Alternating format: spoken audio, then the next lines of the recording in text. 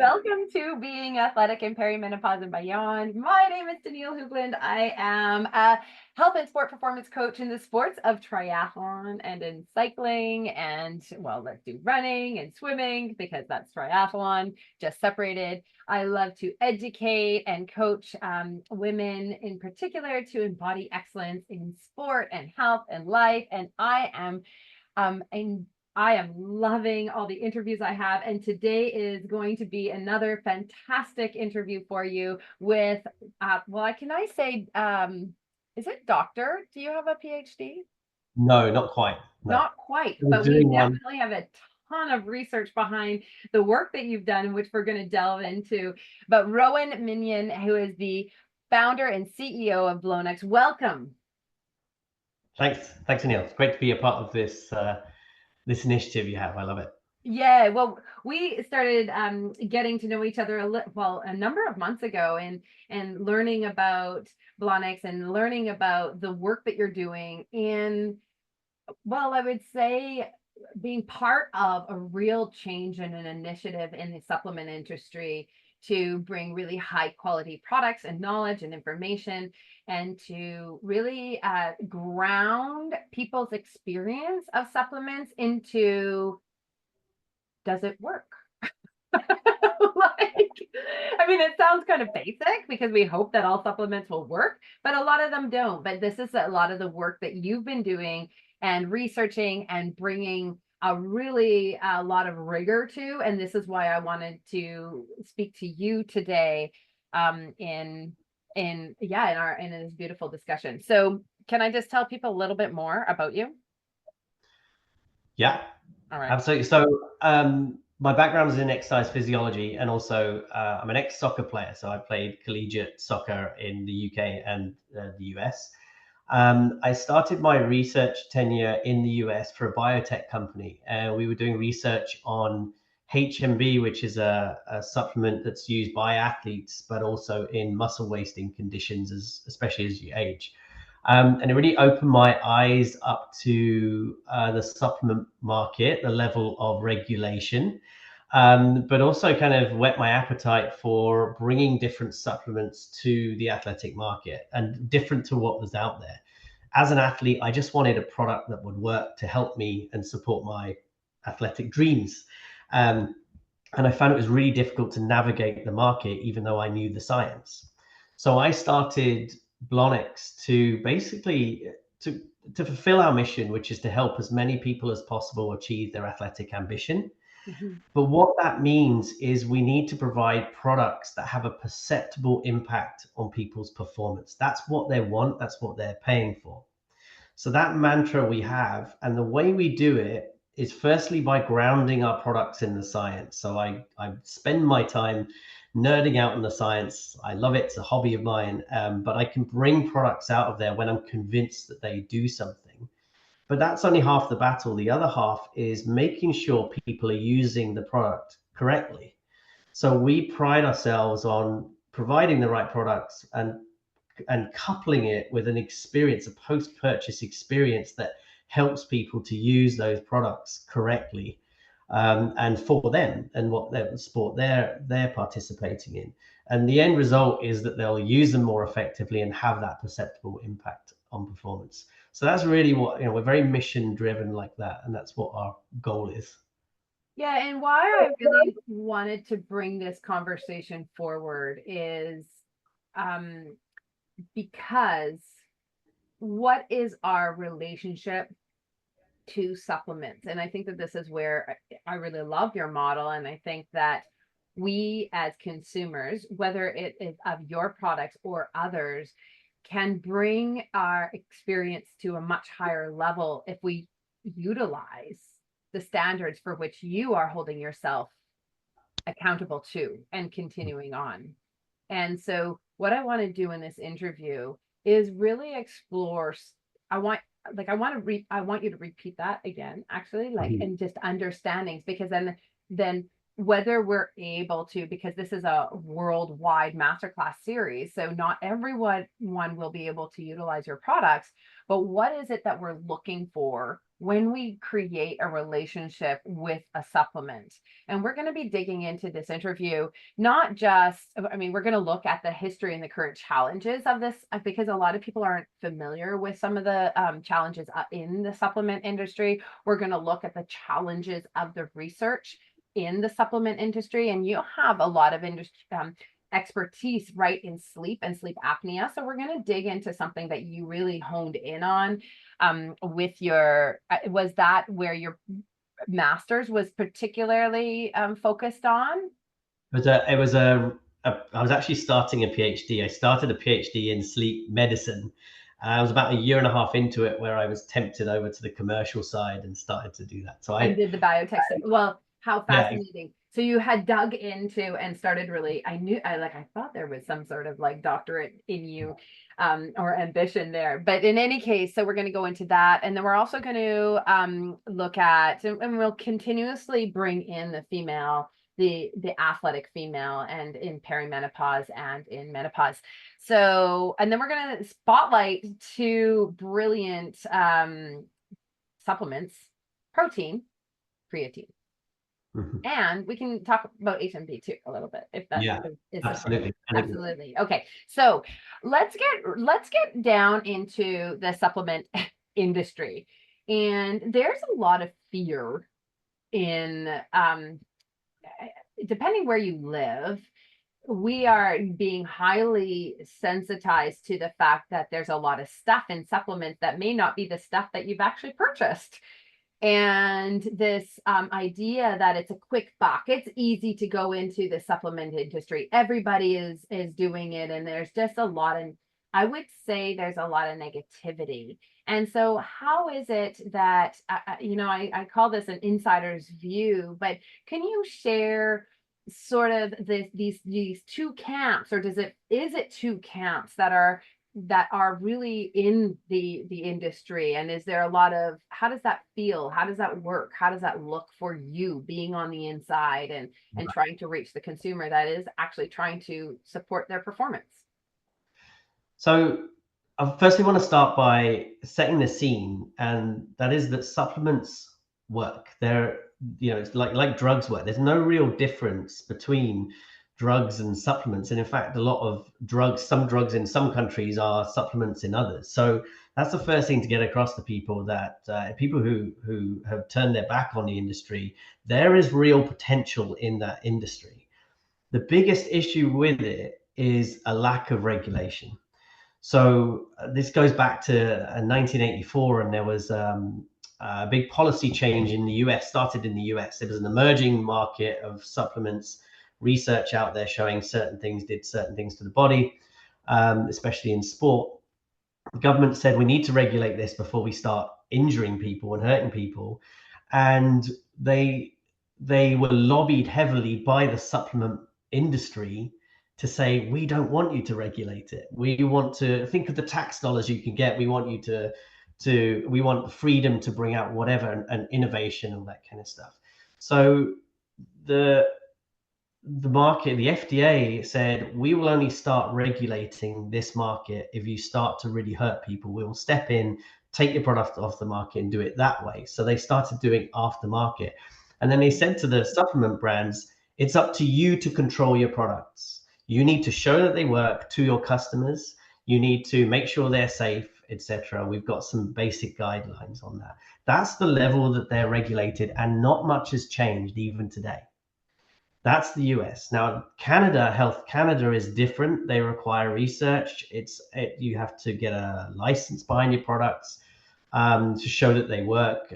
They have done they've set a framework in for regulation, but it really is a paper-based regulatory system currently. They're still working on changing it, and it's pretty scary. It's not. It is quite easy still to bring your products to market without anyone ever looking at them, even in Canada. But it is far better. So that is the reason. This lack of regulation is the reason why it's so easy to bring a supplement to market. And that's potentially a good thing if it's the right product. But with companies regulating their own products, and so many companies in the market, all fighting for customers, there's the temptation for hype marketing, unfounded claims, and things like that, which is just rife in the industry. That's how we've ended up with what we have today and the industry we have today. So if you walk into a GNC or a store, you'll see shelves full of different types of creatine, different protein products, etc. And it becomes, from the consumer standpoint, it's really confusing. You don't know what products to take, why this one is better than this one, and which one works, which one doesn't, etc. But that, believe it or not, that's actually something the industry likes, because it makes you vulnerable to marketing pressures. Or say a sales rep that comes along and says, how can I help you today? You want that navigation, you want to be Yeah. supported by that person. And that's how the market is. The good news is that the market is changing, and it's because people have technology at their fingertips. You can jump online and you can do your research. You can search through research databases, and also we are now measuring data on our wearables that we have, and technology, our Apple Watches, etc. So we can start to actually analyze something that we're taking and see if they work that way. So I think there's where that sets a doom and gloom scenario, and a risky scenario around the industry. I actually see signs that the industry is starting to take more responsibility for bringing better quality products to market and ensuring that they work. And I think customers are much more savvy to this, because they are doing this testing and can do their research. So the market is definitely changing, but it's still a risky business, I would say. Do you think then, like, how would you guide a person just like me and saying, all right, here you are, you're trying to buy a protein supplement and you are trying to navigate even just navigate like quality and price point, and what are we looking for, and who, what are those third party accreditations? Is there a lot of weight in those third party accreditations that are worth it? Is it, how do we understand, like, do we want to go for the mid-range expensive, or do we want to go and do a direct to consumer experience? Because then there's that quality, you're taking out the middleman, for lack of a better way of saying it, and then finding out, okay, I really like what this company is standing for. This is their reputation. This is what their performance is based on. Like, how would you help people that may be able to, again, this, I want to broaden it out. Yes, people that are in certain places of the world can go and access your products. But for those that can't, then how do we still navigate it? So I think the first question you need to ask yourself is about what you're taking. So say if it is a protein, why do you need protein, and have the rationale behind that? Especially true for things like creatine and all the other single chemicals that are out there. And there's the PubMed database. It's National Institute of Health, NIH, in the US, that make as many studies as they can available online, and you can search through it. Now, you do need a certain understanding of science to navigate the terminology they use there, but you can look for reviews that actually talk through the latest science on a product quite nicely. It's just navigating it a little bit, but that's where I would start, is understanding, is this a product that works? Is there enough science behind it? What do the scientists say? And you can find that. Maybe we can put up a link to that database as part Are of it. you using like the and NIH? But I love examine.com. Is that something that are there places that you think have, like, reading research and having that access is also really challenging, because it seems like that in and of itself has become an industry in promotion of research. And I did this study, and here's my subjects, and oh, by the way, I also have maybe some conflicting interests, but I don't worry. I really haven't been conflicted in trying to promote the product for which I'm getting paid by. Yeah, and there's a lot of that. That's why I would stick with reviews. Like with the issue with examine.com and websites like that. With Examine, the people who run it are medical doctors, right? So they are still looking at this research in a in a subjective way and giving their opinion on it. I would, and I also see that it doesn't get updated as regularly as it should. They're often a few years behind on their research because they've got a hell of a big Huge. database. Yeah, it's huge to do it. So Okay. I would look for the latest reviews on, say, creatine monohydrate and take the most recent and read that. It will have all the latest stuff in there.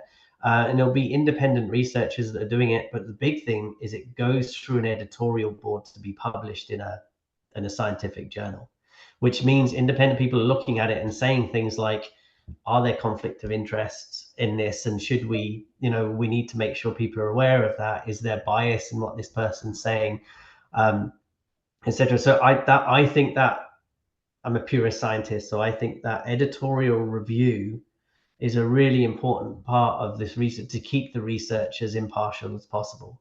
Right. So I think I would start on examine.com maybe, but and then go to the research. But really, I would go to it if you can. And Okay. the only issue is it can be a bit too heavy on the science. But reviews are usually quite good, and you can read it from the abstract too. Yeah. So that would be the first thing, making sure that you have a good rationale and you know that there's science behind the ingredients that you're taking, and that also it's human studies. That's a big thing. A lot of companies make inference from animal studies to humans, and it's just not. I would never make that link.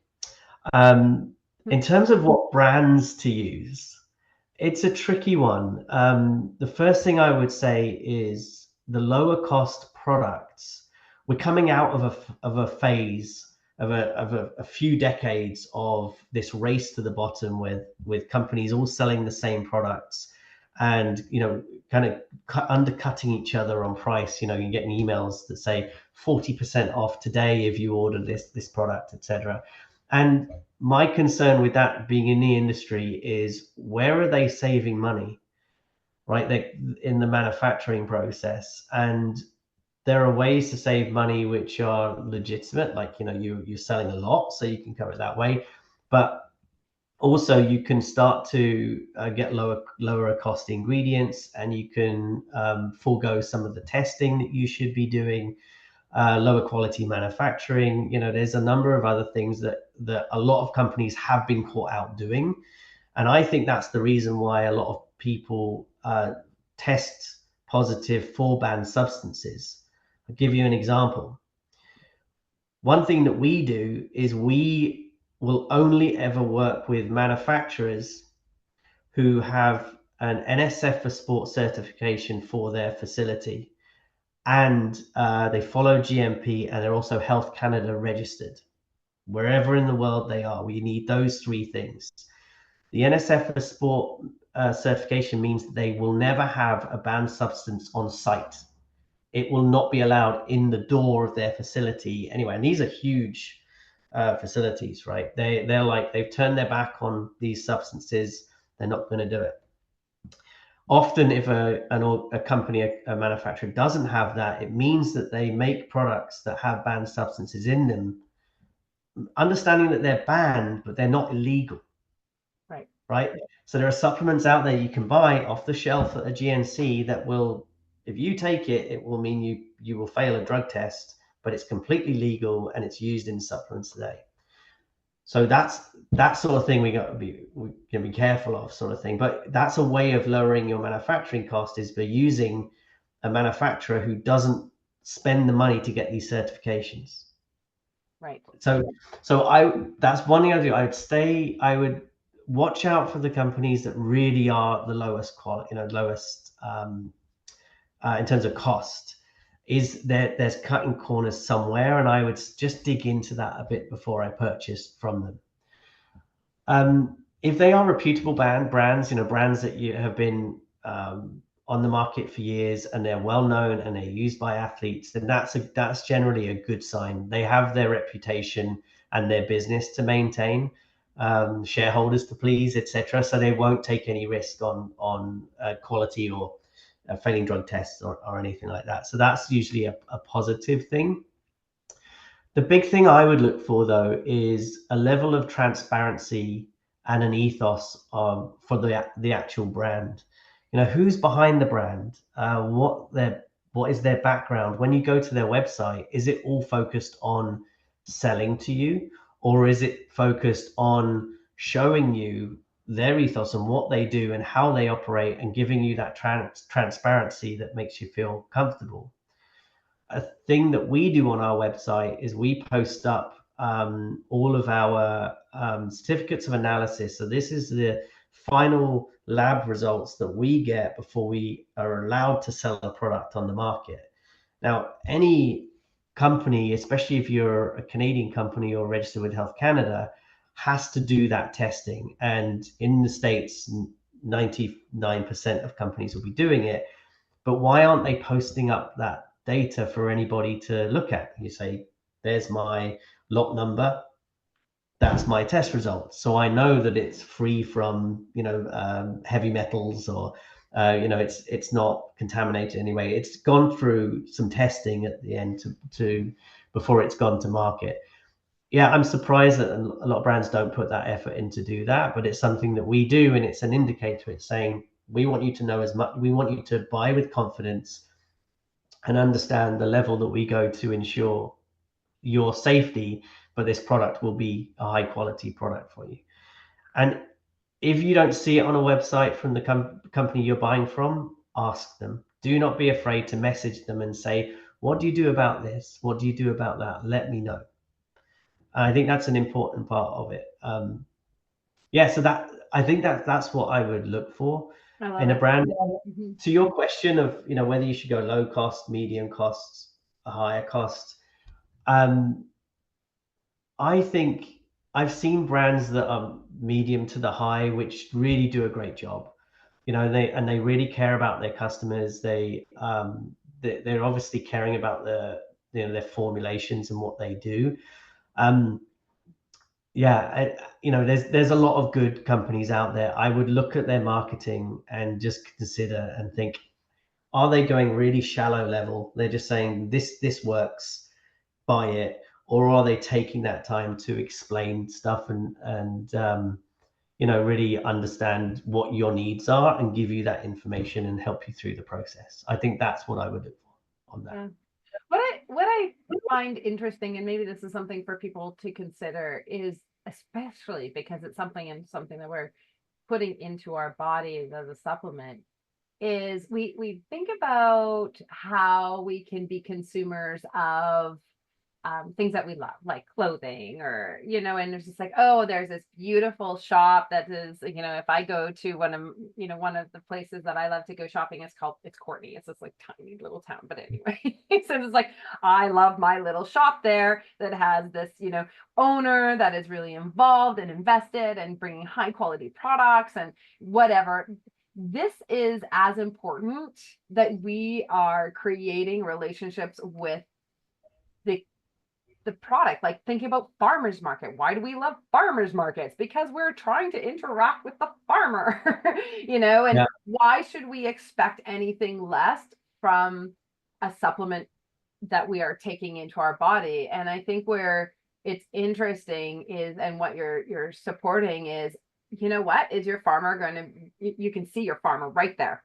And there's the tomato, and this is how they did it. They worked really hard to get this organic stamp, or whatever it might be, or they're clear. We are in this, like, come and visit our farm, and this is how it is. Well, we can expect the same thing from the supplement and industry, and create relationships just like it's for everything else that we really want to value. And so to put that value way higher than we have maybe traditionally thought about it, as it's just something, it's a supplement. I mean, even it's just like, it's just on the side. Well, you know what?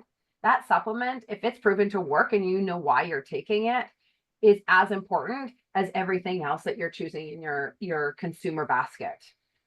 So I really appreciate that. I think it's really important. One other question that I have, you spoke to it a bit earlier, was in the review process, and one thing that we wanted to touch on in this interview was the lack of knowledge that we have on the female athlete generally, and then the female athlete in perimenopause or in menopause is even more scarce.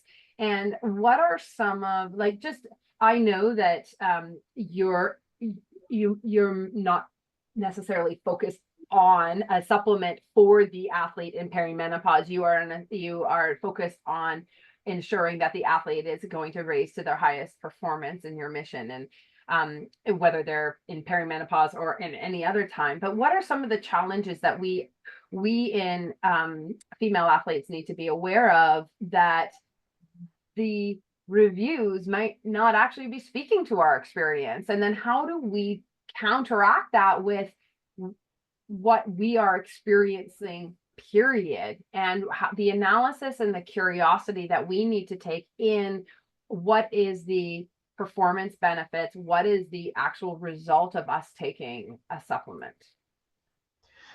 Yeah, I think this is a great topic, and this is a hot topic in science right now. Is there being a lack of research on women? And think about the biases in research. And I go back to when I was at university and running a lot of these studies. 95% of the research at the time, and it's still, I think it's still the same now, was conducted at universities. And when they need human subjects to use, they're going to go for, firstly, the people that are on campus, right? So there's an age bias there.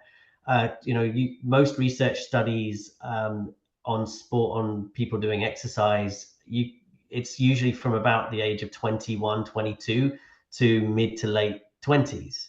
There really is that kind of bias in the age there, and it's usually men as well, right? And I'm not sure what that is. I think at the time it was because male sport dominated colleges at that point, and I know there's been a lot of effort to make that change now and bring that, it's more even. Also, we are the first generation. Me being 48 years old, I'm the first generation of people that have grown up with a lot more organized sport. My parents didn't have that at school, etc. So sport is such a bigger part of our life, and there are more people who are my age who wanting to continue playing their sports into their 50s, 60s, etc. So it's become a much more of a topic now. It's a hot topic, and we even see it in our customer base for supplements, that it is now 35, 40-year-old plus who are wanting to improve and continue to improve their performance. So there is a more of a need for research on women, and also on this aging athletic population too. And obviously a big part of that is perimenopause and menopause, and because of those groups I just mentioned, that is the biggest physiological change that cohort will go through, and we need to understand it more. Now, there is a big lack, like you said, in those reviews. If you dig into the studies that they're referencing, I would say 90% of those will be on men. And it's changing now. Research is coming out. Before this interview, you even sent me one that was on nitric oxide, so beet juice, and the impact that has and how it might be different in women to men, etc. This is opening up a whole area of science, I think, and it's actually, in a good way, I think it's putting pressure on universities and their sports science departments to focus a lot more on female athletes. So it's changing, and that's why I say if you're going to look at a supplement, look at the latest reviews, because it will take in this new research on women. But be aware that this is very male dominated in the science, and it might well be different for women. Absolutely. Mm-hmm. So to come down to the female experience, and we have certain guidelines, or I think that there's still, because we're so new, there's going to be a lot that shifts in our understanding in the next decade, particularly because there's so much more emphasis, and there's rigor, and the universities themselves are being pushed. You must do this. You must consider female. Mm. You must have this part of your subject pool. You must acknowledge why you don't. If you don't have females, why not, and so on and so forth. The one thing where I want to go now is your research in sleep and sleep apnea, and what your questions are and your curiosity is. Like, so here you have done this, the beginning of your PhD, and coming as an exercise physiologist into this, and the questions that you have, as you come into the supplement industry, and to kind of like, this is some things for females to think about. Yeah, this was my first exposure to how different the female body is, and also the impact of menopause, and going through that process on the female physiology. I was running a study on sleep apnea, and it was different types of sleep apnea. So we were looking at different age groups, etc. And I remember um, this woman came in, and she was talking about it, and she said, I've recently gone through menopause, and my sleeping has just not been the same afterwards, etc. And she wasn't your classic case for sleep apnea. She was very slight, not much body fat. Usually if you have neck fat around here, it will close your airways when you fall asleep, cause sleep apnea. Had none of that. I studied her overnight, and she had the sort of sleep apnea I'll see with people who are seriously overweight and have very bad health conditions. She was a really bad case of it.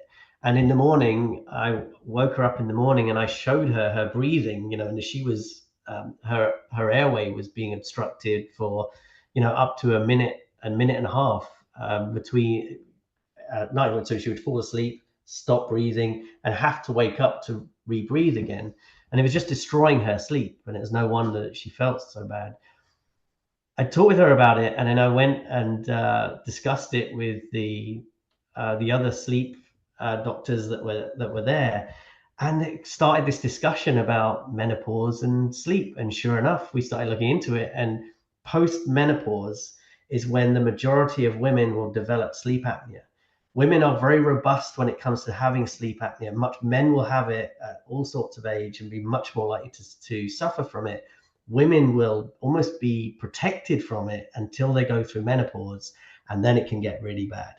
So that just highlighted this big change, this physiological change. Now, I left shortly after that, so I don't know where the science has gone from then.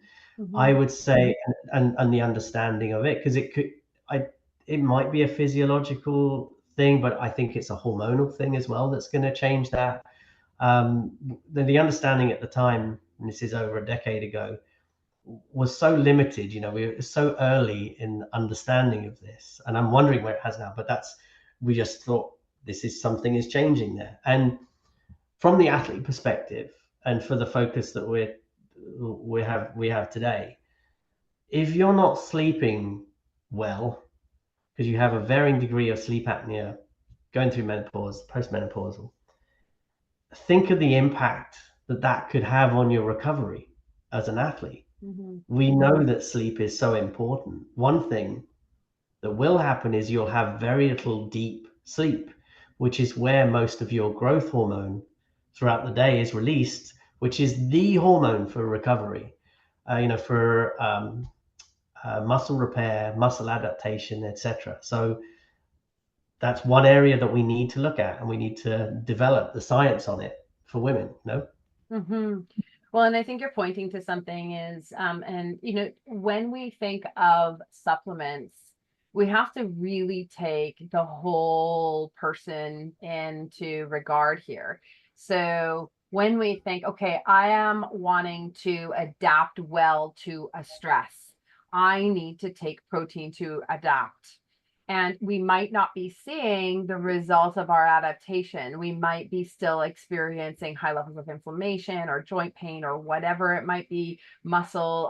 We're not building on our strength with the amount of effort we believe we're putting into it. And the question then is like, okay, so let's take it from, and I use the pillars: mindset, nutrition, training, recovery, from the pillars of these. Okay, so mindset, okay, you're trying to manage your stress. Nutrition, you're taking this supplement, you're really aiming to get that protein up. That's awesome. Training, okay, you're getting the work done. But recovery, man, I have not had a good night's sleep forever. Or, when we were just talking before we came online, it's like, I asked you, like, are sleep trackers, able to see some of this? And you really pointed to heart rate and being able to, right before this is coming from you, and correct me if I'm wrong. So if right before you wake yourself up, your heart rate really rises. So this is how we can start to use these metrics and these understandings, and how you, as somebody who has really dedicated their business to saying, we want to see performance gains, and let's look at you as a whole athlete. We know that the product here is going to provide this for you, but it's not going to provide everything for you. You've got to see yourself in your whole big picture. Yeah, absolutely. I think that's something we try to really emphasize as a business when we do this, when we support the athletes that we serve, because that's what we offer a service effectively. It's not just the products that we sell, it is everything about that. And the first thing we'll communicate to people is, if your recovery, your training, your sleep, the type of, all that kind of stuff, your stress levels is a good one. If you need to see it all together. You can't just take a protein powder and expect your performance to go up, like that, or creatine. It's got to be a part of a big picture that you see, in your performance. I'll give you an example. Is we all know that taking vitamin D and calcium is important for prevention of osteoporosis. But post-menopause, it actually just by itself has very little impact. As soon as you start doing exercise and putting stresses through those bones, it's night and day difference. You need those stresses on the bone for the bone to start absorbing that calcium and becoming a lot stronger and reversing the effects of the osteoporosis. They can't exist on their own. That's, we need to get that message across, I think, to women, especially going through menopause. It's like, you can't do these things on their own. It needs to be in combination. Well, and you've just brought up such a critical part of understanding research. So you bring in, research is done on sedentary people. Does vitamin D, calcium help? Nope, doesn't help in the menopause space. Okay, so big headline: vitamin D and calcium are not worth it. Like, I'm not saying, I'm just like giving an example. And then, but what is missed is the point that you just made. And this is the challenge of us consumers feeling overwhelmed on how do I make good decisions. And I think this is where, well, and I truly hope that, information like this coming out and having these educational masterclass series and bringing in light and saying, okay, these are the things you need to know. Here are the experts that working in it. This is like, be really wary of understanding the big picture of how do we make decisions. And sometimes there's so many questions to ask and that we might not even know. Like, did that review include people that were active and have females and weren't just on rodents? So these are some of the levels. Really, it comes down to, and I think where we want to land is the relationship between the service that is being provided and viewing it like a service, the individual, and bringing in our supplements to that level of service and saying, this is what I'm experiencing. And, I know that you'll say to me, because this is what you'll say, okay, well, these are the supplements that are going to be really great for females. This is what we know for females. These other ones, you can try it. Nitrate being an example. Mm-hmm. You can try it. It may help, but I can't guarantee that. I don't have the full science behind it, but I can tell you some of my athletes or the experience within our company has been positive. And I have a quick question for you. This is a little Mhm. bit on the side because then I want to actually speak to protein and creatine specifically, Mhm. and we have to leave some time for that. But Mhm. I was doing some thinking today and about supplements, and I wanted to say, like, sometimes I want to tell people, don't be afraid of the placebo. Because if you believe, like, the power of the placebo, like, sometimes it is, I wouldn't, I don't want to disregard it. If you feel Yeah. like doing something is really helping you and it's giving you that boost, it actually could be physiologically giving you that boost. And not because the supplement is doing its superpowers that were necessarily clear, but because you believe that your body is absorbing it. Your body is taking something from that experience of being healthful. And I think that there's different ways to bring in the use of these powerful tools. And I don't want to, I'm just curious of what you think of that, and how you, it being in the supplement industry, kind of counter that or try to understand that placebo experience. No, I think it's a big part of sport. I mean, sports psychology is such an important part of sport performance. You know, it's no mental toughness, for example. Now top athletes are trained on it. You can turn, I remember studying how you can turn, learning ways that we could disrupt our component if they were playing well against us. This is the level we would learn in sports science, and how important that kind of like the mental frame of mind that you're in, and how that can impact your performance. No, I think it's important. That's why we have, you know, a lot of athletes have routines. I have to have my Yeah. X, Y, and Z. You know, I drink a bit of this, I do this, and you see it. And I, in my experience, the more elite you go with the athletes, the more neurotic they are about stuff A like little that. You bit. know, the more, so it's almost like the more emphasis they put on the placebo effect. You know, if they don't have their certain body wash they use, and it's suddenly it's a you know, Yeah. it's all going to fall apart kind of thing. It's that, I think it's that important. And I understand, and you know, in the industry we all understand that that supplements can be a big placebo for people.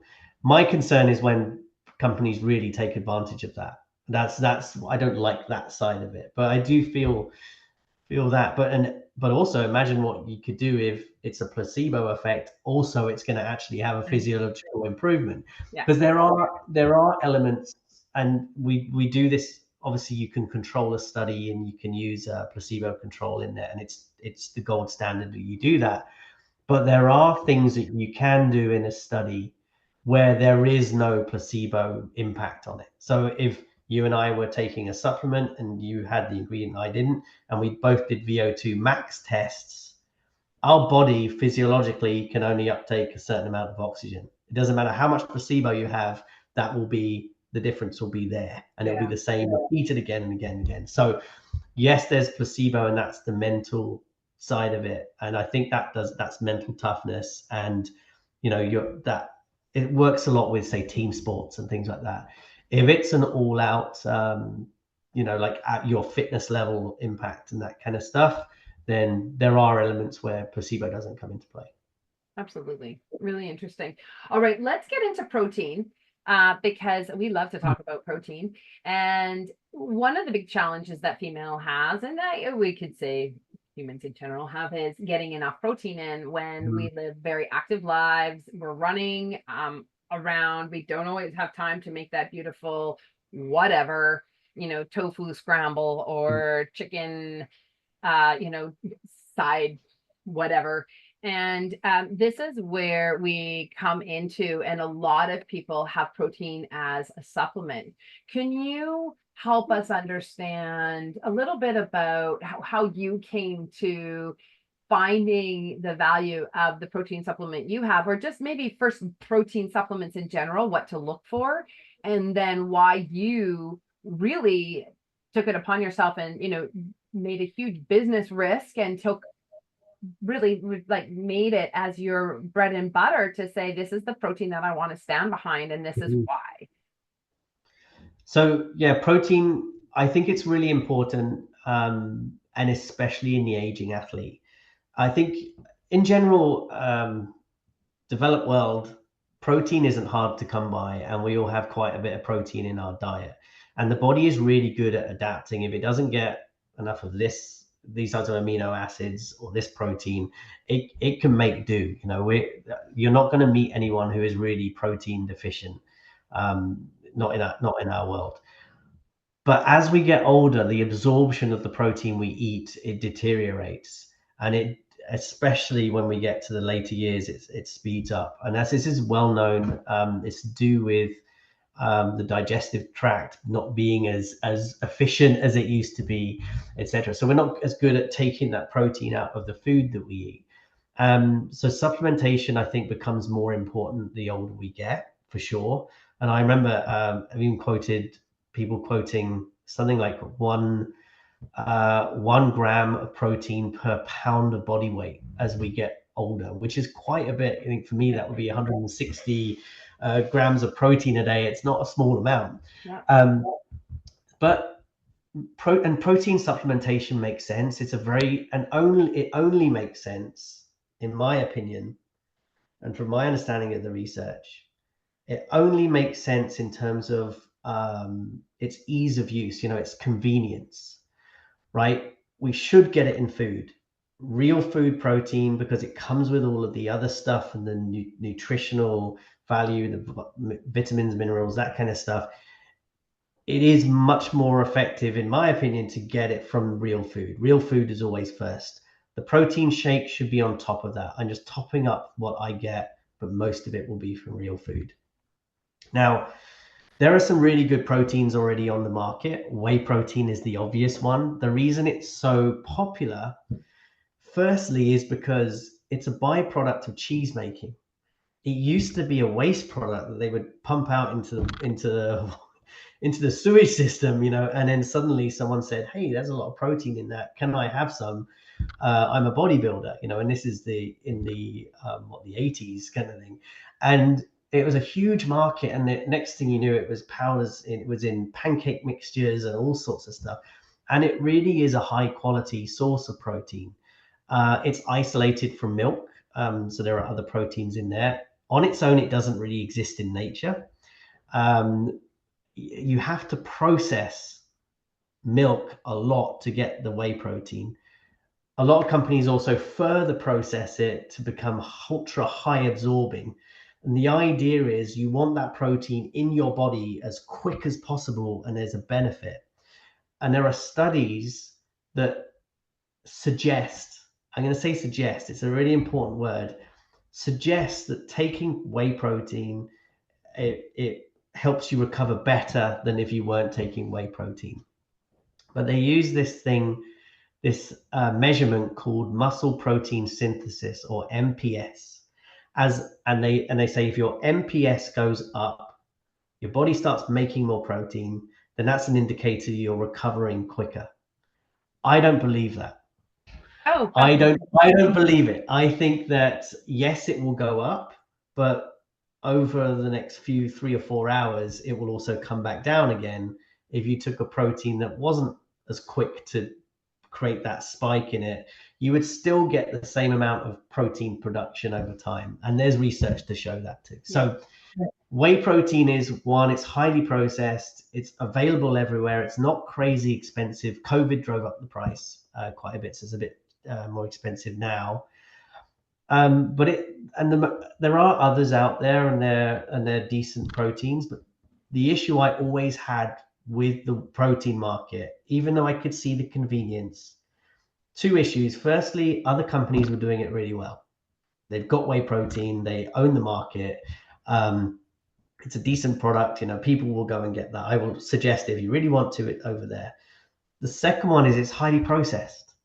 There's little nutritional value in that protein other than just the protein. You wouldn't do the same thing with sugar, right? People are fighting to have this clean diet, lack of no processed foods because of what it can do to your health. highly processed protein, I'm not sure the value in that. It still has a low nutritional value. It is just like eating sugar, So my concern was always that I never ate it as and had protein shakes as an athlete. I focused entirely on real food. I wanted nutrition. So I swore off it. And for years, my staff were always like, it'll be great to do this and do that and protein. And everyone's asking for Oblonics protein. And I said, nope, we're not going to do it.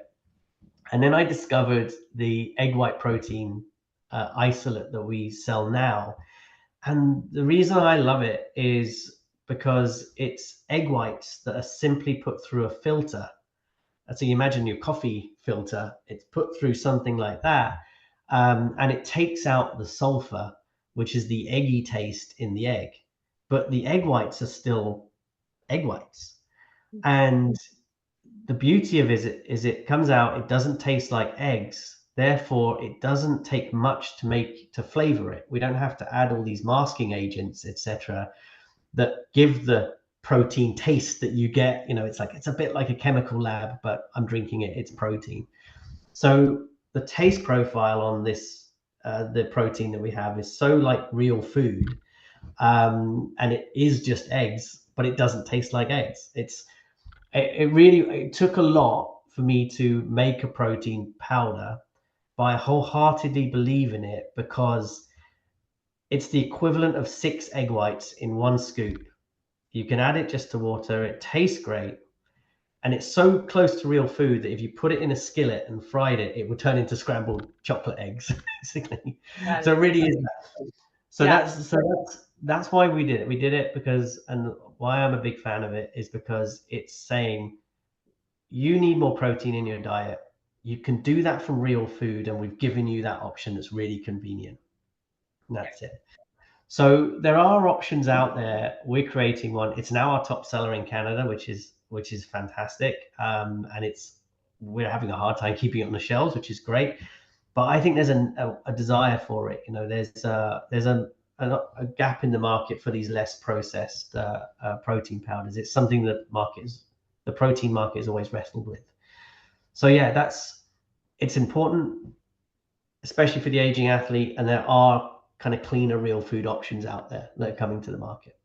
Yeah, I love that. I love that to also understand when we come to our supplements is the idea of processing, and that we understand with real food, or that we're trying to get rid of this ultra processed food, and that we find ourselves with options to even think of a processed food like protein powder and having levels of ultra processing. And what does that mean? And I guess at the end of the day for the athlete, and particularly the athletic woman, is like, how does it make you feel? And there's a lot of people that can't do whey, or that we need to look for those other options, and this is one for them. What about the leucine that's in that? Yeah, the branched chain amino acids, especially leucine, egg in terms of the quality of protein, it has all the amino acids. Yep. It is the gold standard in terms of protein in the real food world. So it has high levels of leucine, but whey protein has a little bit more leucine in it. Like I said, if you go on, egg was always like the 100% quality of protein, and whey protein has come in with 107%. Yeah. That's a quote for it. So there is a little bit more leucine in whey protein, but again, I think your body won't know too much of a difference on it, but it's there. Yeah. And when we think about the whole ourselves as a whole athlete, and it's not just from this protein powder, but it's through the protein throughout the day that we're having, which you emphasize, start with your real food, get where you can. This is a supplement. Then we can start to see, like, have I nailed it? If we are just going to supplement as our protein source, then we might start to notice, it's like, okay, so how do I get this thing? Do I need to add in BCAAs or whatever it is to up my ante on this, or do I need to think about at particular times to some of the particular amino acids that might not be Mm. there. One other question I had is on, and I guess I would open it to you as we just, we come into the end of our discussion, is creatine and understanding there. And it's such, and I believe, and from the research, it is incredibly important for women, and has the research is established that it can be an incredibly positive force for us. So, and knowing that, can you help us understand the creatine market a little bit, and what we need to look for? How do we deal with that? And also, maybe just add an HMB, and where do we find that, and how does that help things? Yeah, absolutely. So creatine monohydrate, those two words is what you want to look for. It will be the cheapest creatine source. It shouldn't be too high in price. Get it from a reputable brand, obviously, but it is such a good, as you mentioned, it's such a good ingredient that I think every athlete, I think everybody should be taking. And the recent research is focused on really interesting areas such as injury prevention. Mhm. Because creatine is effectively an energy source. It's the first and quickest energy source that your body uses. It's stored in the muscle and it's like used straight away. It gives you that little jump in strength and power if you start supplementing with creatine. And you think a lot of falls happen because we don't have the muscle strength in a certain movement to stay up, right? So Mm. there's now evidence of that, so injury prevention. Um, the neurological side of it as well, our brains also use energy and they use creatine and the creatine phosphate system. So brain health is a part of it. It's such a great ingredient. I highly recommend anybody, as you will too, any athlete, anybody, to consider adding it to their routine. It does add body weight, muscle weight, but I think that's a small price to pay, especially as you're an older athlete. But yeah, what to look for? Don't get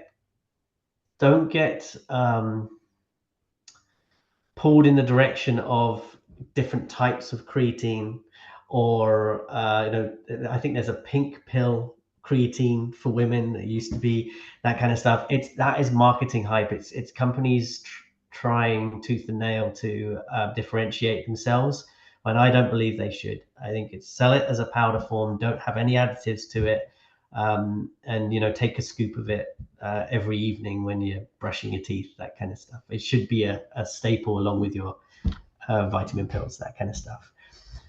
As to HMB, HMB is like its little brother, or I would actually say big brother. I actually think that HMB has even more value to the aging athlete than creatine.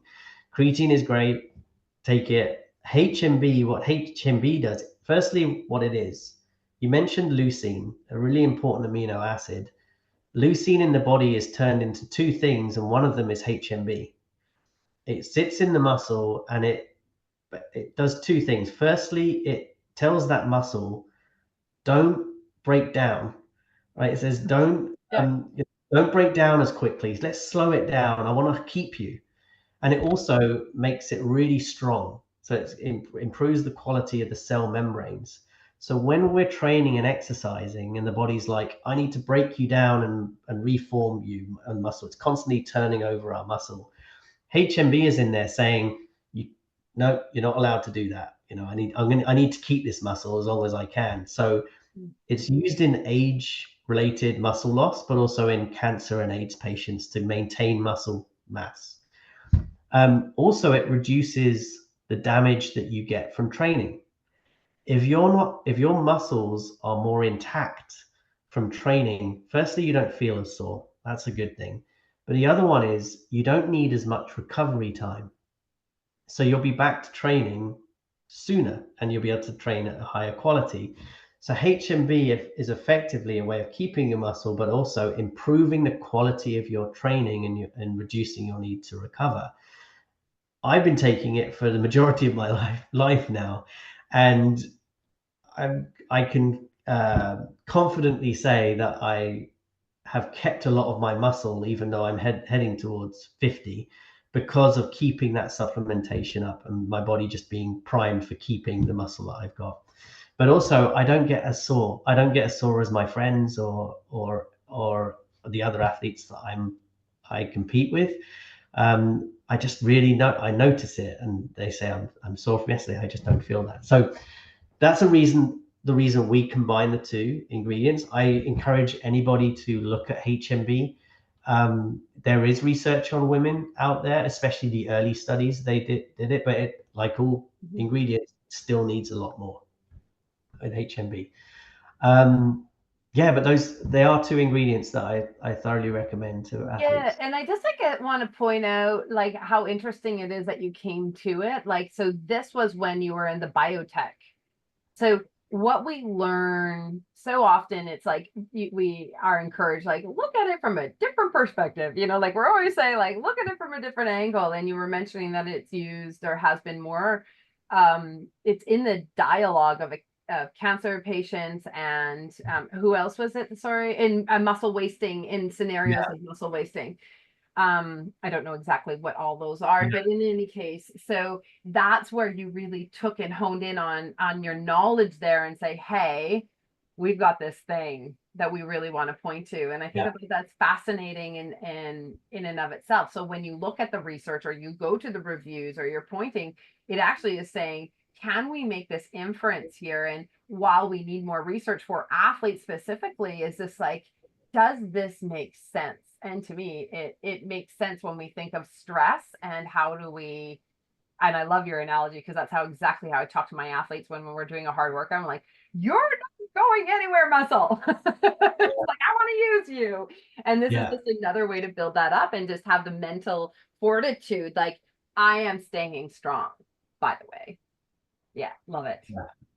Yeah, HMB, interestingly, it kind of rose at the same time as creatine and then disappeared from the market. I worked for the company that developed it at the time, and it's because they started to get these positive results in AIDS cancer patients who are losing muscle, and it got swiped that way. The whole medical industry said we need it in medicine, and a Fascinating. lot of the research is on it, and no one really cared about the sport anymore. And that's actually why one of the main reasons I founded the company. It's like we need to bring this to athletes. So don't forget them.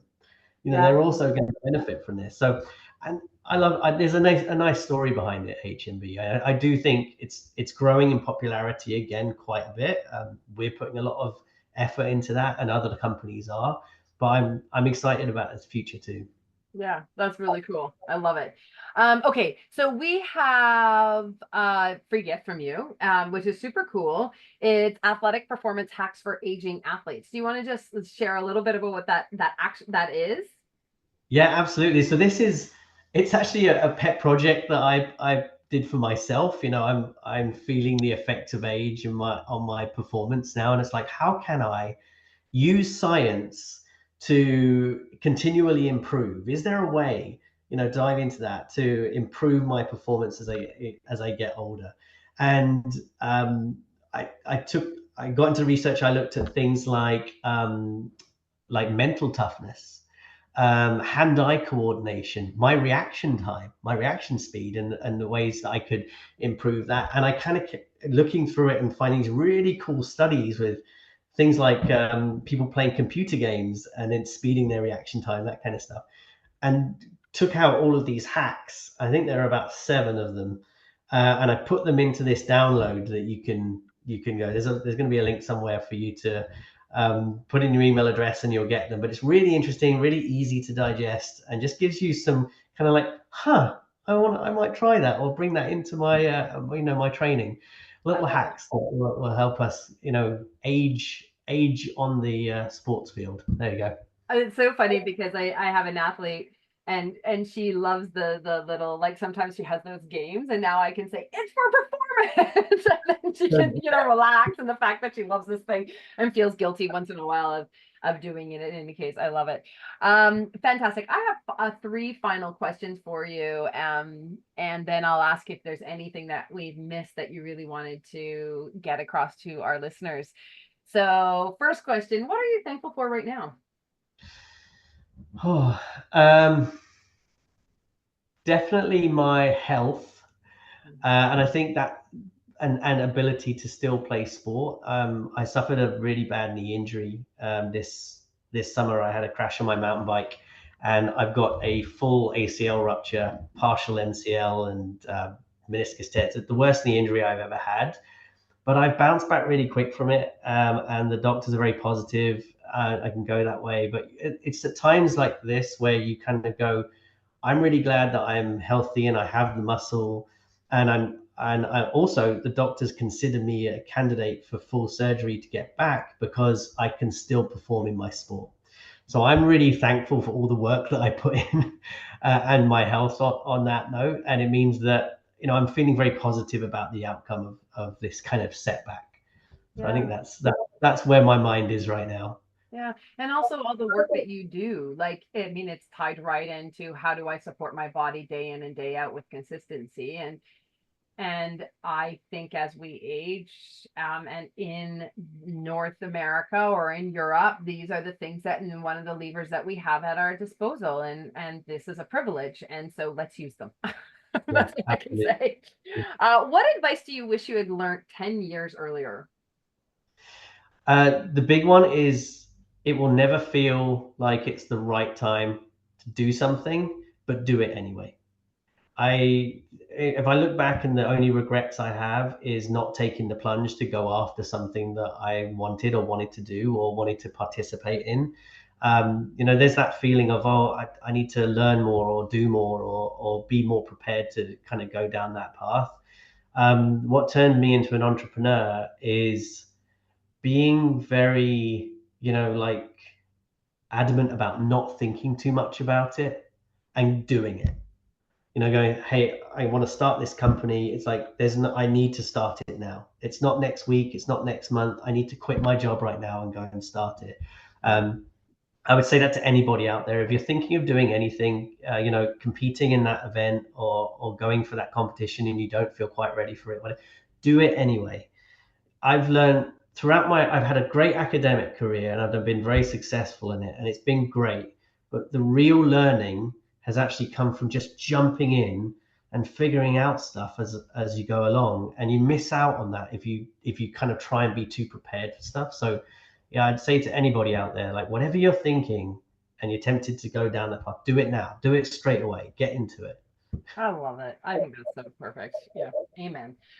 What is a quote or saying that you live by? This is a tough one. This one. Um, And this is a cliche one, but it's you miss 100% of the shots you don't take. Mhm. And it's for two reasons. Firstly, because it's completely true. As soon as you withdraw from something and you decide not to do something, then you're going to fail it anyway, right? So it doesn't matter. But the other one is because my wife throws it back at me all the time. When she asks me to do something and I said, "Do I have to?" She goes, "You miss 100% of the shots you can't take." So it's a big, even my kids go around saying it whenever they say, "Dad, can we go to do this today?" And I said, "Oh, not today." And they said, "Dad, you miss 100% of the shots you can't take." So I think it's a great saying, and I think, and in our household we throw it around as a bit of comedy, but also it's a bit of a mantra. It's a good reminder, hey, like, I mean, to the point of your previous of like what I wish I had learned 10 years earlier, to just go for it. And then it's not just on the big things, it's actually, I think what I hear you saying in that way of being is also just go for it. Like, what's holding you back to saying yes? And yeah, I love it. I think that it's really important because sometimes Totally. you're like, oh, I don't have the energy, or oh, I don't have this, or I don't have it aligned, or I don't, like, we have so many reasons not to do it. And this is more globally. I mean, we do want to prioritize, and it's okay to say no and like all those things too, Yeah, but it went on those things that we know will actually bring joy and the connections that we need, then to say yes. Is yeah. there anything that we have missed that you really wish that I would have asked, or that you, or things that you want the listeners to really be left with in our discussion? Because I think it's been really rich, and I can't thank you enough for it. Thank you. No, I think the one thing is I would love feedback on what we do. I'm always wanting it. So encourage anybody who's listening to this and has got this far to go to our website, blonyx.com, blonyx.com. Let us know what you think. I want to hear back, hit the contact us button and let us know what you think, if it resonates with you, what you think we could do better. Ultimately, that's the way we see it. We want to help people achieve their athletic goals. It's what we're really passionate about. All my staff are athletes and nerd out about this stuff, but we want to do more. We want to figure out how we can provide more of a service that are outside of the supplements that we provide. So any and all feedback would be welcome. Well, it's so unbelievably appreciated. It's been incredibly encouraging, and I think this is something that I embody is, what do we want to move toward? This is my question. It's like, what do we want to move toward? And me asking you into this masterclass series was exactly, and you just so embody it, and the company Blonyx really embodies of what we want to move toward when we're looking at our supplements, and how do we be active, be athletes, be better, be performance, be all those things. So I can't thank you enough for having the passion and the integrity that exists within what you do. So I wish you and Blonyx all the success in the world, and I encourage all those. Actually, I just want to say at the very end, where is it that your product is reaching? I know obviously Canada, the United States is a possibility. Europe, how are we reaching Europe? Yeah, pre-Brexit was across Europe, but now we only sell in the UK, in Europe. Okay. Yeah. All at right. the moment. And at the moment, as yet, and New Zealand or Australia? Not yet, no. If you know anyone who have distributed products over there, we'd love to hear from them. But we haven't got that far afield just yet. Okay. Well, that's good to know, just so people understand. And I think that is something that we can all look forward to, in you expanding and being able to reach more. All right, that's a wrap, and thanks again. Thank you.